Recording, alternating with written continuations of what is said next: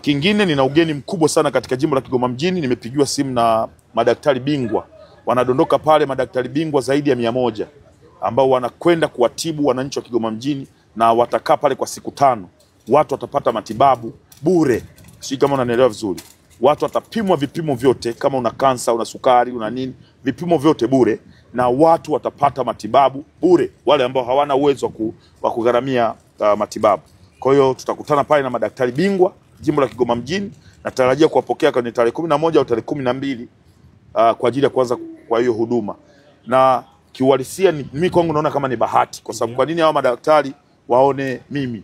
Nadhani wazi kabisa wanaona namna ambavyo Dr. Samia Suluhu Hassan anapambania madaktari, anapambania afya za Watanzania. Kwa na wao wako tayari kumsupport, na chama chake ni kipi? Ni CCM. Nani anapeperusha bendera ya CCM Kigoma? Ni Baba Levo.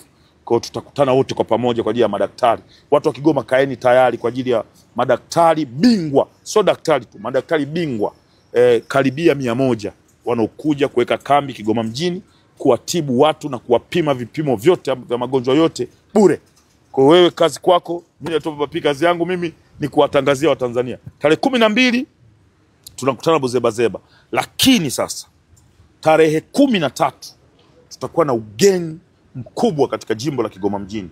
Baada ya kumaliza mkutano wa tarehe 12, tarehe 13 tutakuwa na mkutano mkubwa tena ambao tutampokea mgombea mwenza, mzee wangu, mzee Nchimbi, katika jimbo la Kigoma mjini. Tutafanya mkutano mkubwa sana pale Kawawa. Kwa hiyo tukimaliza Buzebazeba tutaendea Kawawa kwa mzee wetu mzee Nchimbi kwa ajili ya kuhakikisha anaona namna ambavyo mapokezi ni makubwa ya Chama cha Mapinduzi katika jimbo la Kigoma mjini. Kwa hiyo I'm going Dubai, naenda Dubai, na watu wanasema Baba Levo utaongea nao lugha gani?